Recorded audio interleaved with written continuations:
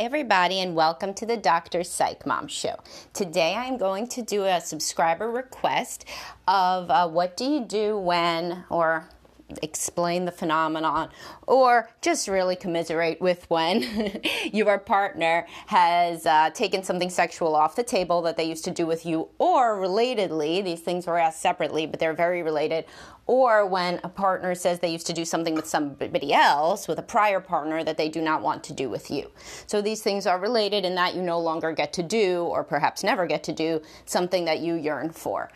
And before we dive into that topic, I want to tell everybody to subscribe. My most recent subscriber episode, I think, is coming out. The next one is about sex. I had said that it would be, if you are listening in order. It was time to do a sex one. And this one is about how intercourse is fucking up your sex life. And so I was real proud of that title. So just if you want to hear how people stick to intercourse and the boringness and monotony of that, how it can really sabotage you from having actually a good sex life at all, then subscribe to hear that one. So now we're going to turn to this idea of when a partner takes something off the table and or whether that is in midlife, in the middle of your relationship, or even at the beginning of your relationship. So let's explore both of these separately. First of all, how do you even know that somebody used to do something with somebody else that they didn't do with you? Yeah, you're supposed to talk about exes. I told you that. You want to learn everything about somebody. But this is just a PSA. If you are the idiot who is saying, yeah, I used to do anal all the time with my boyfriend Bob in college, but then I realized I don't really like it. I realized that after we had done it for a bunch of years, though. So, I never want to try that with you, although I did it with Bob probably 300 times. Why would you say this, right?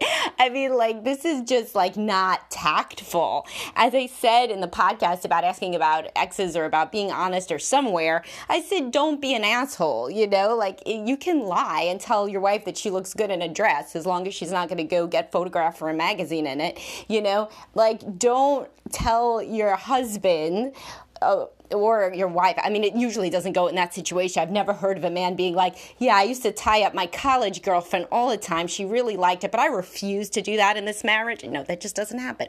But, if you never want to do something again, right? Don't tell your partner you used to do it. No shit. And then if you're like, oh, but I really want to be honest, girl, I commend that. Then do it. Then do the thing with your partner. It's so easy. You'd be like, I used to like anal all the time with Bob. Toward the end of our anal adventure, I realized I didn't like it that much, but you know what? I love you, and if you want to try it, I'm up for it. Then fine, but you can't have it both ways. You can't have a free lunch. So you can't both be honest and also be adored for your honesty when your honesty is telling the man that you're with that he's never going to get to try something that you did with somebody else. So this situation should not happen at all. But let's say that it does happen. Well, then as the person, I'm just going to use the man because I've really legit never heard a woman come in and be like, he used to do all this crazy shit in bed with prior partners, but he won't do it with me. That has never happened in my experience. I am just one person, though. Perhaps this happens in the rest of the world. I'm doubting it happens very often. But, anyhow, so if you are the guy and she says all this stuff, then what you could say is, that really hurts my feelings. I would like to try it too. There's a lot of things I've done with you that I've never done with anyone else, like have these fucking children that are here in our house, and or get married, and or have a mortgage, or whatever the fuck. And so I would like you to maybe try to get outside your comfort zone and try this with me, especially because you used to try it with him. So for the rest of our life, I'm going to think, did she like Bob's dick better than she likes mine? And that's not going to be a happy thought for me. So don't suck it up and just sit there and sulk for 20 years, which sounds like an overestimate, but it's not. I literally work with people that have sulked over things like this for 20 years. Say it, right away. Or if you have missed the window to say it right away, say it today. Like the saying, the best time to plant a tree was 10 years ago, second best time is today. So today you could say, 10 years ago when you said you used to have all that anal with Bob, but you then learned through that you never want to try it again, I'm actually not cool with that. I never was cool with that. I think about that probably, once or twice a week for the past 10 years. It's become this thing in my mind. I understand that that's not healthy. Maybe I really ought to explore it. But also, it's kind of a shit move to tell me that, because what if I had said to you, for example, I used to be super romantic with my college girlfriend. I would write her poems and I would get her flowers. I would rub her feet. But then I realized through a process of deep evolution and self-actualization that I don't like doing those things. And that's why you haven't got a foot rub from me in 10 years. No, So the other thing that you need to think about always, because some people write into me, they're like, hey, can you make my wife give me more blowjobs? I'm like, ma'am, if I could do that, would I be recording these podcasts? At least would I not be recording them from a yacht in the French Riviera? I would be making so much money, because that's called magic. There was a Twilight Zone episode about a love potion. I don't have that. So basically, when you're thinking about how you could change your partner, this is often a fool's errand, because you can't change anybody but yourself. And so you got to think about, am I setting my partner up to be in the best possible situation such that they would want to get out of their comfort zone with me?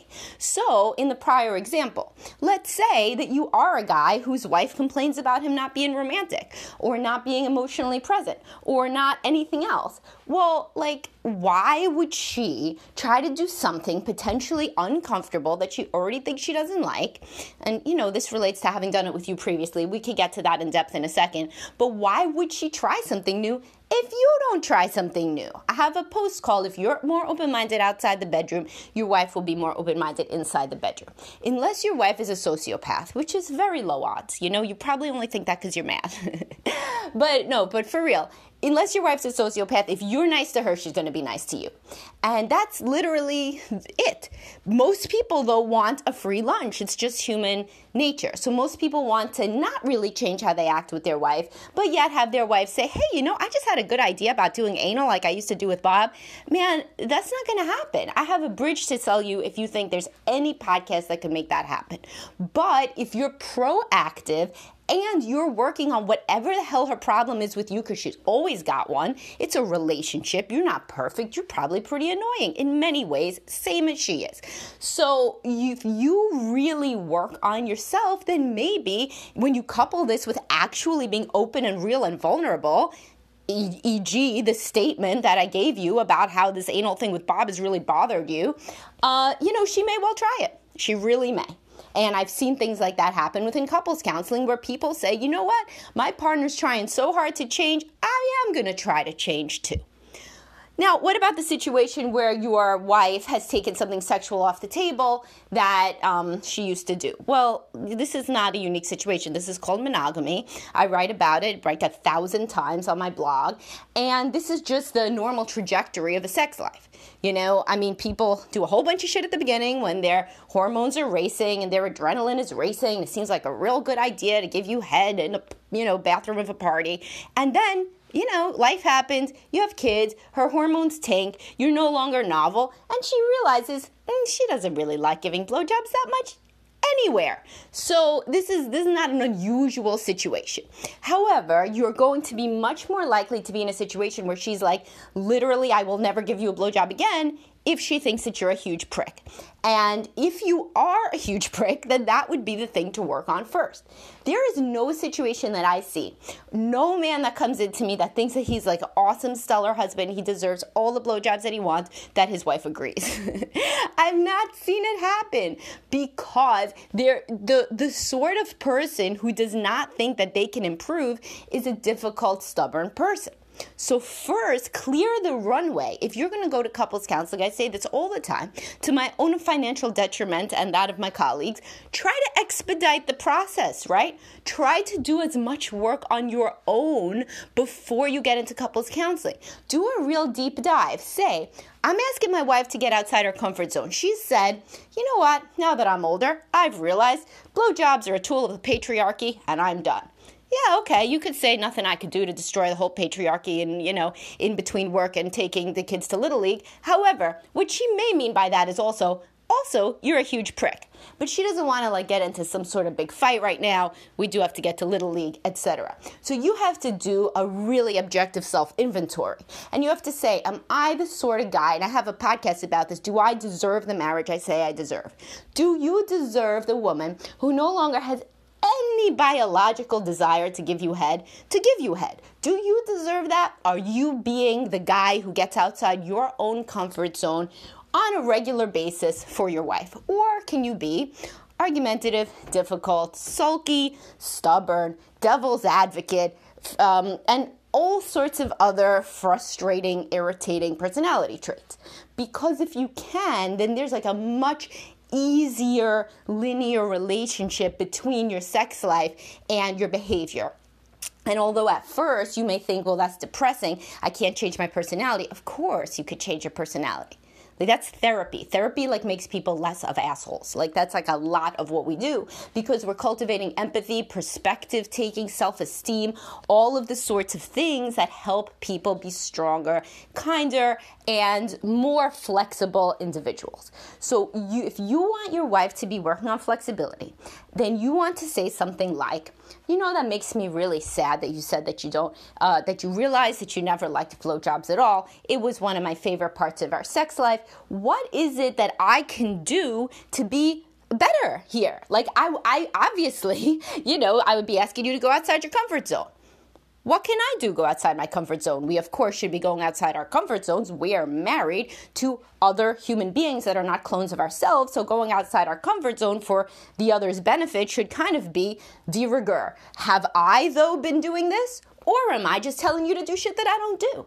Let me tell you, if you want to start, or you want your wife to be really enthusiastic about a conversation, start out with, how am I an asshole? This is a wonderful dinner date conversation, because you know she's going to get very animated about it. She's very engaged. It's like her favorite topic. Finally, she gets to talk about it, you know, and you could really say it. Here I am. Because think about it, this is 100% true. Here I am trying to ask you to get outside your comfort zone. I personally have very little empathy for your situation, because I cannot imagine being somebody who decides they no longer enjoy giving oral sex. As a man, I love to give oral sex. I have thought that you must be being difficult, you must be punishing me, all sorts of things, because I haven't really done a deep dive to empathize with you, your attenuation of sex drive over time, and, key variable, how annoying I am at other things, such that you don't really feel motivated to go outside your comfort zone, because you're thinking, well, fuck him, because he doesn't really try at X, Y, and Z, and so therefore, why should I be giving him head that I no longer want to give him, because of the patriarchy or anything else? So, what is the TLDR here? Are you really being the person that is A, very open about your desires and what you need, and B, really super flexible in the way that you would want your spouse to be to get over whatever it is that she doesn't want to do?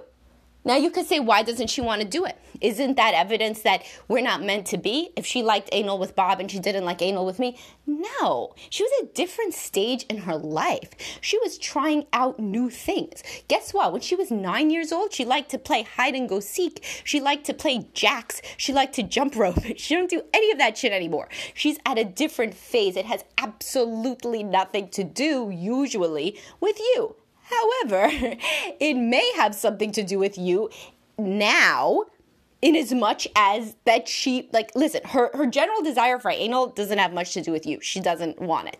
But, usually, her not wanting to go outside her comfort zone because she deeply empathizes with you because you're such a great guy and a great husband, if she doesn't feel like that, that frequently does have to do with you. So you can't turn her back into a 22-year-old that thought it was fun to fuck all day. You just can't. I'm sorry. Again, I would be really wealthy if I could do that for you. But what you could do is to say, within the greater context of my wife as an adult with her hormonal libidinal changes that accompany monogamy, aging, childbirth, remember women have more depression and anxiety than men, general decrease of estrogen over time, like a million things, right? within that framework, can I be somebody who asks her to go outside of her comfort zone now? And guess what? If she was married to Bob, she still wouldn't be doing anal right now. Like, get that out of your head. I say this to women all of the time, and I say it to men too. The person that you dated in high school or college that was like either so romantic or so sexual, however you remember it based on what you like, they're just kind of probably annoying within their current marriage too. Nobody stays as romantic/sexual as a 18-year-old is when they're 36, 46, 56. Come on, let's be real. Of course, there are differences, individual differences in human traits and behaviors, such that your high school boyfriend who is super romantic, he may be more romantic than the average bear currently within his marriage, but he's not writing any love poems on the regular like he used to do with you because he no longer has enough testosterone to kill a horse because he is older. And the same thing with the girl that used to give you head all the time in college. Guess what? She's laying there like a starfish too, 5 times out of 10. Possibly more in her current marriage. So hopefully this gave you an interesting reframe about this problem. And again, you can discuss it with your partner. Now, I'm going to even do a special podcast on this because so many people are like, yeah, but my partner doesn't want to listen to your podcast. Listen, you can bring a horse to water, but you can't make them drink. If your partner keeps saying they don't want to listen to my podcast, stop sending my podcast. This is not rocket science. You're antagonizing them at this point. So instead, take the advice that I give you and try to execute on it. I basically give concrete, practical tips and strategies and even scripts in the majority of cases. So try to execute on those. It's a little more work, but remember, you're probably asking your partner to put in a lot of work, so you want to put in the work yourself. They may feel that you sending a podcast is lazy. They may feel it's lazy. They may feel that if you really cared that much, you would just be trying to, live into whatever this wonderful supposed podcast did and not ask them to take 20 minutes out of their life, which is busy enough, dealing with your shit, to listen to it. They may have a point. You would have to introspect. Okay, so hopefully this was useful. Please do subscribe. And the next one I'm going to talk about, due to popular request, is menopause and the sexual and emotional the changes therein. Okay, bye-bye, guys.